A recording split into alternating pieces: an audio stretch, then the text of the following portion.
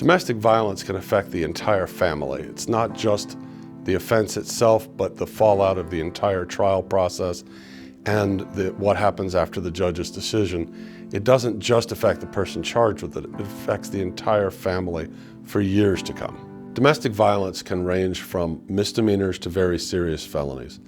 And so the consequences for domestic violence can also vary greatly depending on the case itself. But almost always there are collateral consequences, and those are consequences not only for the family, but for any sort of pending civil litigation like divorce or custody matters. For example, if you lose a domestic violence case, it can affect the custody of your child and even whether you're allowed to see your child. Nearly all domestic violence cases are matters of he said, she said. There's no other evidence in most cases, no recordings, no other witnesses, and therefore it can be a very difficult matter for the state to prove. Anyone accused of domestic violence should do two things immediately. Number one, get yourself out of that situation. Don't put yourself in the situation where you can be accused of further acts.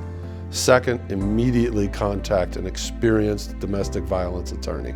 I've handled hundreds of domestic violence cases since 1999, and they've ranged from everything from sort of minor domestic violence to some very serious felonies.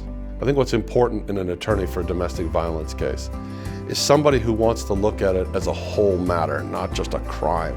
This is a family in crisis or family in trouble, and the right answer is to find a way for this family to get along, learn to live together, while also resolving that sort of criminal element to the case. If you're involved in a domestic violence case, either as the accused or as the victim, I think the most important thing to figure out is what is it that you really want the result to be? There is a criminal case here, but it's not the most important part of what's going on. This is your life, and you need to determine whether or not you need to get separated from the other people involved, or whether there's some way to come together and make your life better. So talk to an expert, find out what your options are, and tell them what your goals really are. When I handle a domestic violence case, I'm the only attorney that handles it. I think it's important that people be able to talk to and feel comfortable with their attorney. So I'm the person that's going to do your initial strategy evaluation.